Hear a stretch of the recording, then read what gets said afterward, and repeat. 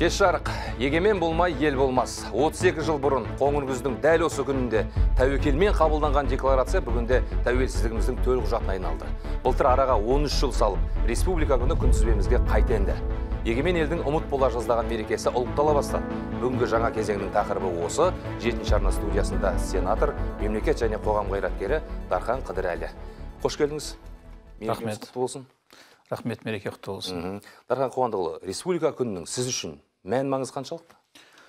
Біз үшін, жалпы қазақ жұртшылығы үшін бұл күннің маңызы ерекше. Жалпы елімізде мемлекеттік мерекелер көп білесіз, ал енді ұлттық мереке жалғыз, ол осы республика күні. Оның өзі-ақ республика күнінің мән маңызын айшықтап тұр. Бізде тәуелсіздік ұғымы бар, тәуелсіздік күні бар, сонымен қатар егемендік декларациясын жарияланған республика күні бар.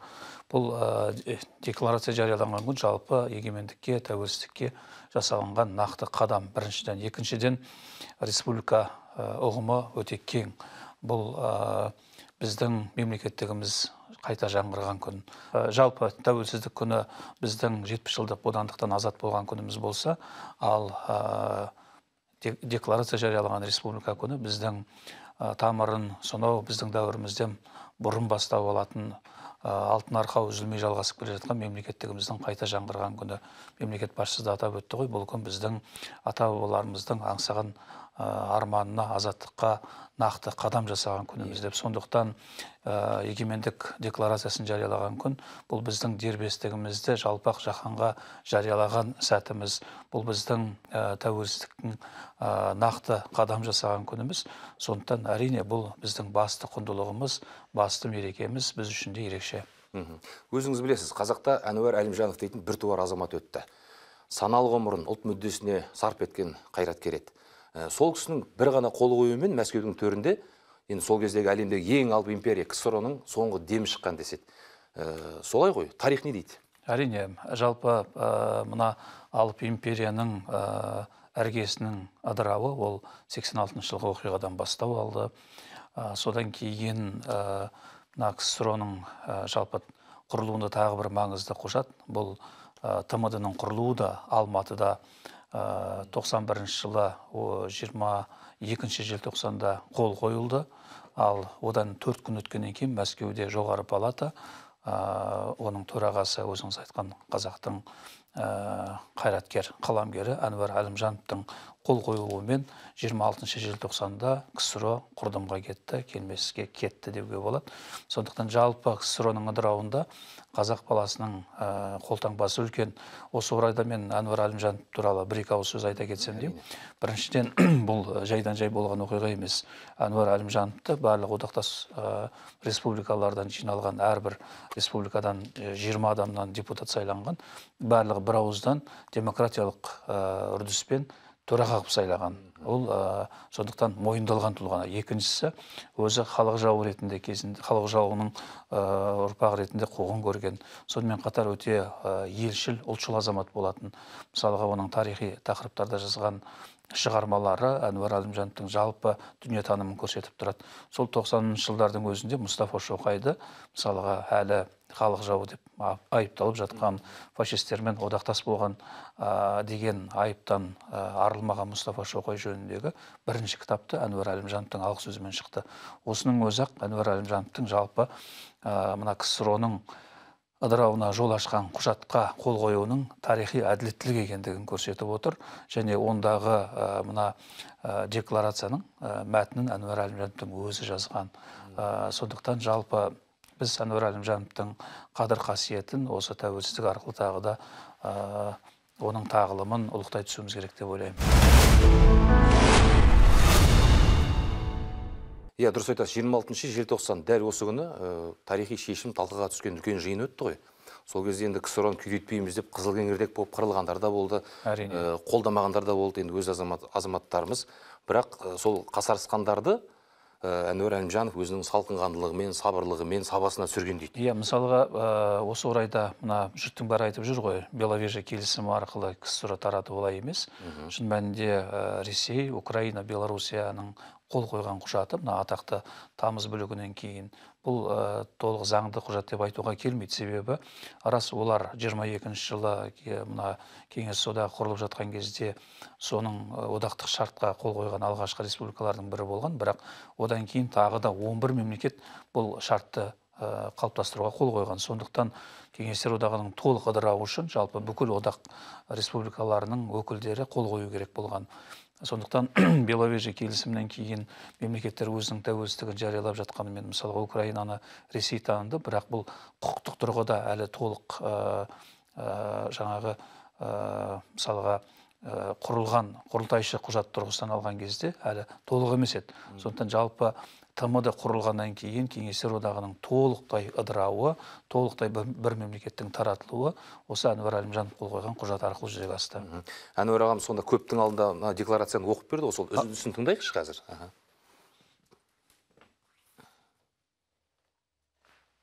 Опираясь на волю, выраженную высшими государственными органами о создании Содружества независимых государств, Совет Республик Верховного Совета СССР констатирует, что созданием СНГ Союз СССР как государство и субъект международного права прекращает свое существование.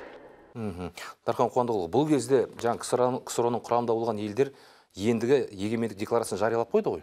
Сол кезде 90 жылы жариялап қойды, ал 91 жылы тәуелсіздіктерін жариялап жатты. Бірақ КСР әлі құламаған еді. Ол құлау үшін мына жалпы депутаттардың сол кездегі ең жоғарғы өкілетті орган, бұл жоғары палата, соның шешімі керек болды. Ол сол шешімді Әнуар Әлімжанов қолымен шықты. Сол кезде суверенитеттер шеруін Балтық елдері бастап, Грузия, әрі қарай жаңа мемлекеттер жалғай түсті ғой. Ең соңғы нүктені қырғыздар қойды. Сол енді айырқалпақ тағайыннан 2 ай бұрын соңғылардың бірі болып біздің ел құрамынан шықты. Біз сонда нені күттік, неге асықпадық? Жалпы мемлекет басшысы Қасым-Жомарт Кемелұлының бір сөзі бар.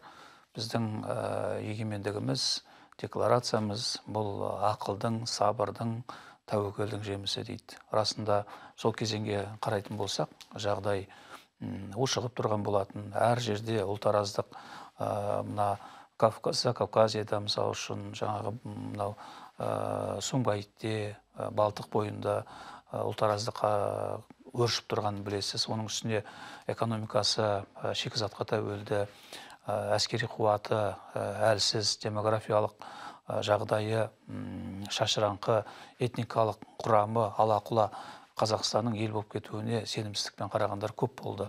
Сондықтан оның үстіне мына жаңағы сепаратистік пікірлер айтылып жатты, өзіңіз білесіз, Оралда, Өскеменде, жалпы Мәскеудегі Кеңестер одағының құлауының өзінде әртүрлі көзқарас болды.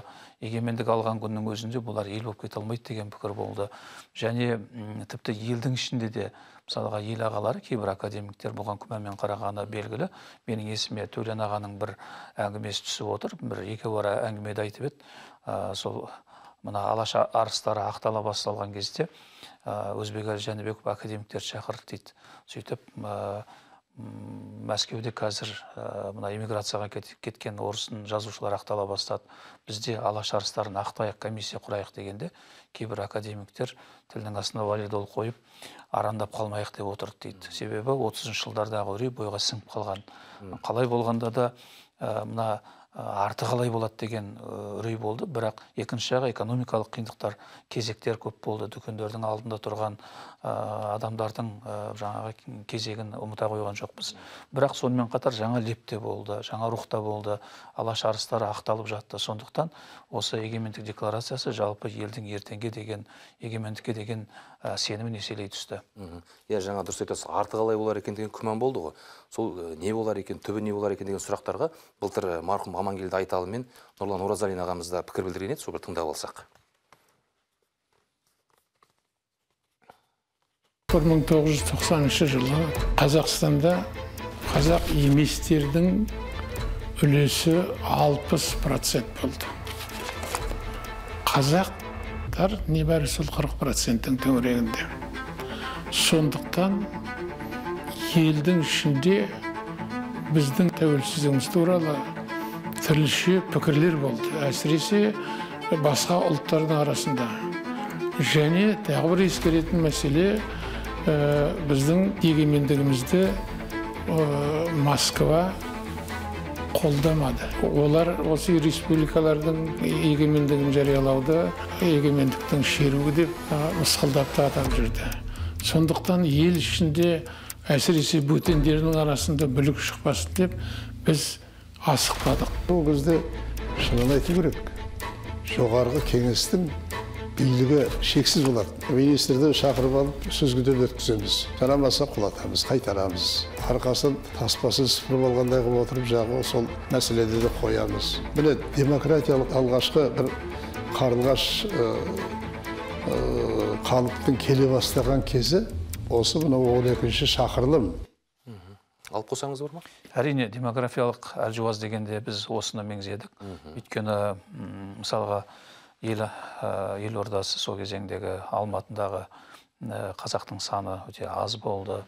Сонымен қатар, мына желтоқсан оқиғасынан кейін біраз жұрт жасып қалған болатын. Сонымен қатар 40%-ке де жетпейтін мына негізгі ұлт құраушы халықтың аздығы. Бұның барлығы жалпы мына егемендікке әртүрлі көзқарастың пайда болуына апарып соқты. Дегенмен тәуекел түбі жел қайық егемендік декларациясы арқылы сол елдікке қол жеткіздік. Демек, өздігінен саяси экономикалық шешімдерді қабылдап үйренбеген, барлық шаруаны тек Мәскеудің рұқсатымен істейтін ел үшін бұл тұста үміттен гөрі күдік басым болды ғой? Енді елден бөлек, мысалға, тіпті ел ішіндегі кейбір совхоз заводтардың өзі тікелей Мәскеуге қарайтын, қаражаттың бар Мәскеуге болатын. Оның үстіне экономиканы білесіз, байлап тастаған ғой, шикізат бізде шығады, бірақ оны өндіретін басқа республикада. Сондықтан өздігінен ештеңе өндіре алмайтын елдің ертеңіне әрине күдік болды.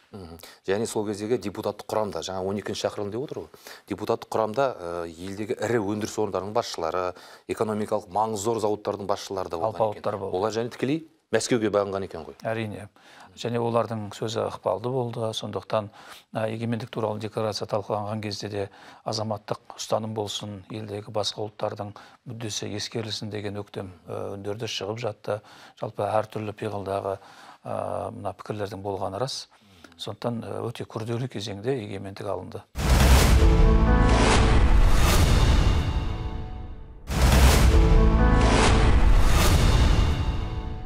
Жаңа сіз ушығып тұр деп айттыңыз ғой. Шын мәнінде сол уақыттар Балтық елдерінде қарулы қақтығыс өршіп тұрды. Кейбір елдерде жаңағы әскери операциялар жүріп жатты. Жалпы елде дағдарыс, елде күнде жиын, түбі не болар екен деді. Тағы бір пікірлерді тыңдасақ. Біздегі қазақтардың сапасы әртүрлі еді ол кезде.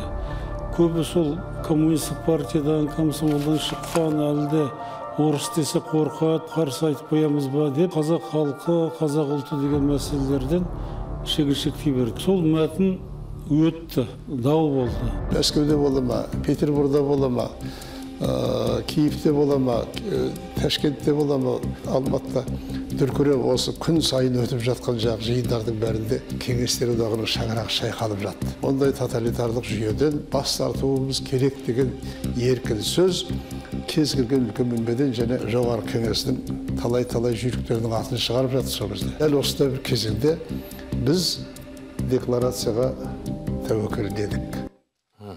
Дархан Қуандықұлы, сол жылдары жасы 70-ке таяған Салық Зиманов тізесінен тік тұрып 4 сағат бойы декларацияны қалай қорғағанын көз көргендер аңыз қылып айтады. Әрине. Жалпы Салық Зимановтың ерлігін ерекше еске алу қажет. Арасында Салық Зимановпен бірге сол кезеңде Сапарғалиев, Сартаев сияқты ғұлама ғалымдарымыз осы декларацияны әзірлеуге атсалысты. Ал Салық Зиманов сол кезеңде әртүрлі пікірлерге де тойтарыс беріп, өзіңіз айтқандай тікесінен тік тұрып қорғаған. Өйткені ол кезде тағы да басқа да пікірлер болған, мысалы коммунистердің пікірлері, немесе әртүрлі жаңағы этностардың өкілдерін жаңағы азаматтық бастамаларын қолдауға шақырған пікірлер, немесе мына Азат партиясының сол кезде Жасарал Қуаншалиндердің пікірлері, бұлардың барлығы да сол кезеңдегі мына біздің жоғары кеңесте қызу талқыланып жатты. Бірақ басым көпшілікпен Салық Зимановтың ерлігі арқылы декларация қабылданды деуге болады. Қабылданған декларацияны ел қуана қарсы алды, қабылдады десе болады. Бірақ та ол құжат негізі құқықтық емес, саяси сипатта болды дейді кейбір тарихшылар. Өйткені тек өз мүддемізді ғана жариялағанбыз, мынау әскер, ақша, сот секілді жаңа экономикалық әкімшілік мәселелер сонда біразға дейін Мәскеудің құзыретінде болған ба? Әрине. Енді негізі бұл декларацияның құнын түсірмейді.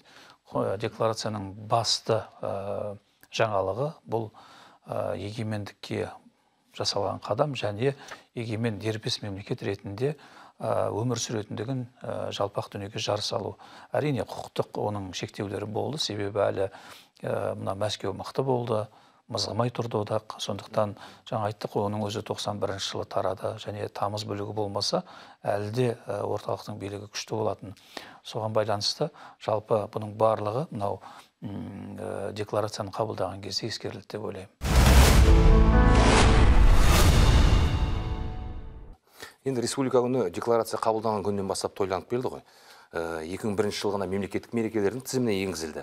Бірақ 2009 жылы республика күні мерекелердің тізімінен қатарынан алынып тасталды. Неге олай болды?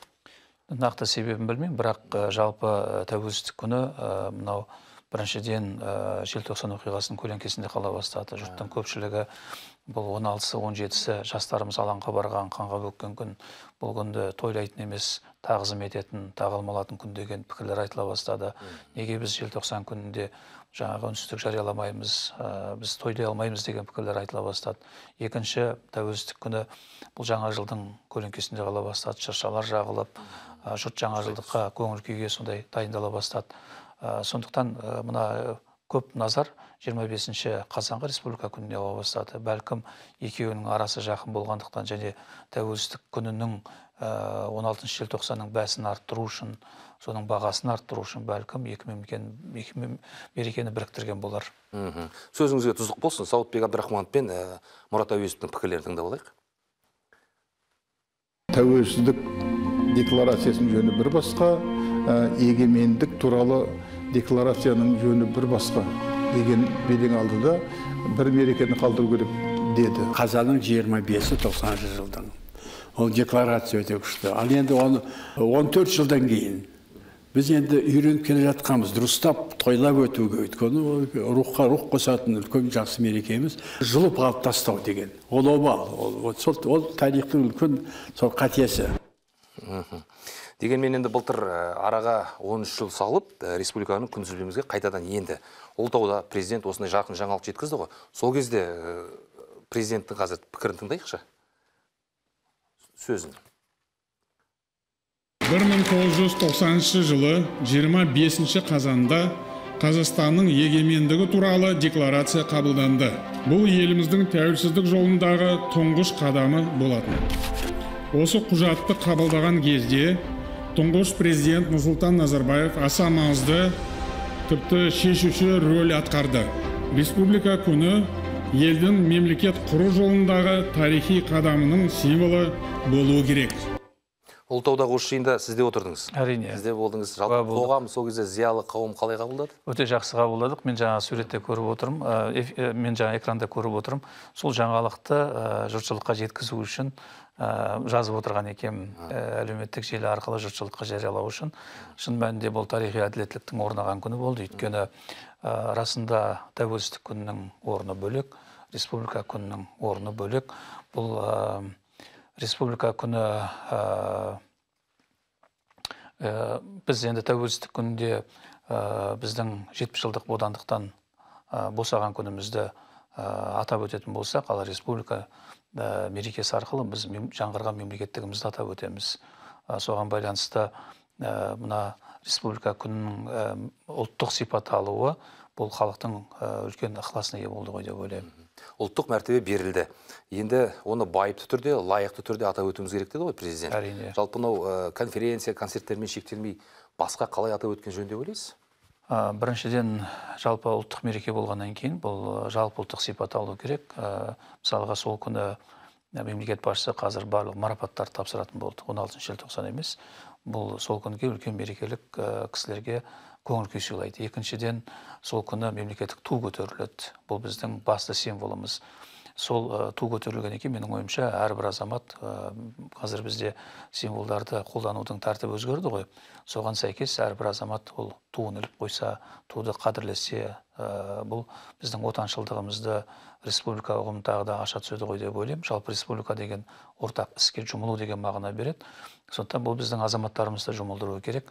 Бізде Қазақстандық даму институты бар, соның зерттеген бір мына әлеуметтік зерттеу нәтижесіне көз салсақ, мемлекеттік мерекелер, мысалға отбасы құндылықтарына, дәстүріне үлес қосатын мемлекеттік мерекелер жоқтың қасы екен. Көбінесе туған күн, болмаса Наурыз, діни мерекелер, жаңа жыл сияқты мерекелер екен. Ал осы республика күні меніңше отбасылық дәстүрге де айналу керек қой деп ойлаймын.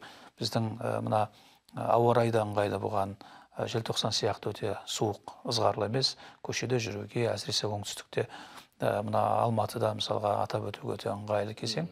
Сол сияқты кісілердің мына мерекеде демалыс күні бір-біріне баруға, бір-біріне сыйлық жасауға мүмкіндік көп.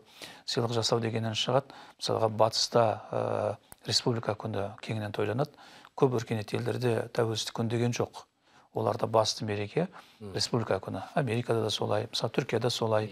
Биыл 100 жылдығын атап өтейін деп жатыр республика күнінің.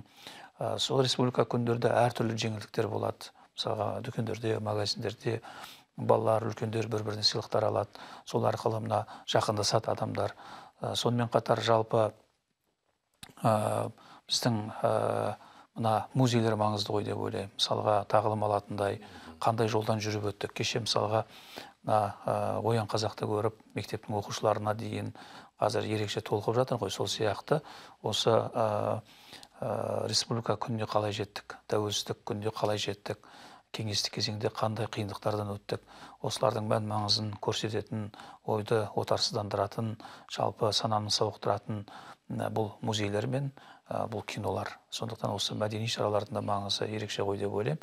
Дұрыс сіз айтқандай конференциялар, бұндай әртүрлі концерттер, бұлар өтеді кетеді. Бірақ жалпы азаматтық қоғамды біріктіретін, елімізді біріктіретін шаралар ойластырып жатыр деп ойлаймын. Өйткені жалпы республиканың ортақ істедік қой, бір маңызды құндылығы да бұл біздің азаматтық қоғамды біріктіретін, ұлтымызды ұйыстыра түсетін ұлық күн деп есептейміз. Сондықтан мысалға тек қана Наурызда ғана ұлттық киімді киіп жүрмей, осы республика күнінде бәріміз ұлттық киімде жүрсек жарасымды болады ғой деп ойлаймын. Өйткені мерекелерді мерекеге айналдыратын ол брендтер, ол символдар. Мысалға жаңа жылдың символы бар, фильмдер бар, шырша бар, аяз ата бар деген сияқты, Наурыздың символдары бар.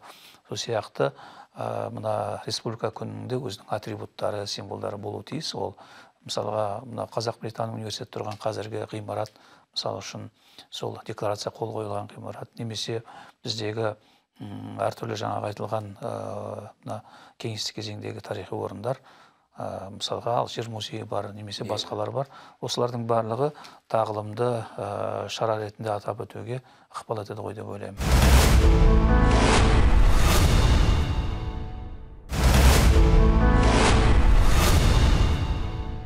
Сол декларация қабылданып, егемендік алған жылы Дархан Қыдырәлі неше жаста еді? Біз 90-шы жылы 16-да болдық, және мектептің соңғы сыныбында оқып жүргенбіз. Алматыдағы республикалық екінші мектепте оқитынбыз. Сол кезеңде жаңа жастар әртүрлі толқулар, әртүрлі жаңа айтылды ғой, жиындар өтіп жататын. Бізде қызығушылықпен жалпы солардың шет жағасында жүретінбіз. Декларация қабылдаған кезде бізде алаңда болдық. Бізде соны үлкен бір серпіліспен қабылдадық. Өйткені ол кезде егемен деген сөз тілімізге енді еніп жатқан болатын. Білесіз, егемен деген сөзді Шерағаң Түркияға бір барғанында алып келген екен. Шерхан Мұртаза ағамыз сол егемен деген, бұл елдің егесі менмін, иесі менмін деген жалпы гегемония деген сөзбен де сәйкес келеді. Оның ауқымы жалпы өте кең деп ойлаймын. Сол шын мәнінде кейін Егемен Қазақстан деп аталды ғой газеттің өзі де. Бұл осы жердің иесі менмін деген декларациямен әбден үйлеседі ғой деп ойлаймын. Соны біз бала болсақ та жақсы сезіндік. Сол кезеңде тіпті сол қазіргі Қазақ Британ университеті орналасқан ғимараттың алдында бізде сол ерекше әсерді бастан кештік. Енді сол кездегі 16-тағы бозбала бүгін ел ағасына айналды. Енді сенатордың мерекемен құттықтауын тыңдап, сонымен сұхбатты аяқтасақ. Рахмет. Егемендік күні біздің басты байлығымыз, басты құндылығымыз. Өйткені бұл тәуелсіздікке жасалынған нақты қадам, сондықтан тәуелсіздігіміз тұғырлы болсын, егемендігіміз еңселі болсын, мемлекеттігіміз мығым болсын. Барша көрермендерді осы мерейлі мерекемен, ұлық мерекемен шын жүректен құттықтаймын. Рахмет, өзіңізге де 7-ші арнаның жаңа кезең бағдарламасына келіп, салмақты сұхбат берген үшін алғыс білдіреміз. Қадірлі көрермен, жаңа кезеңді осымен аяқтаймыз. Келесі аптада жүздескенше амандық болсын.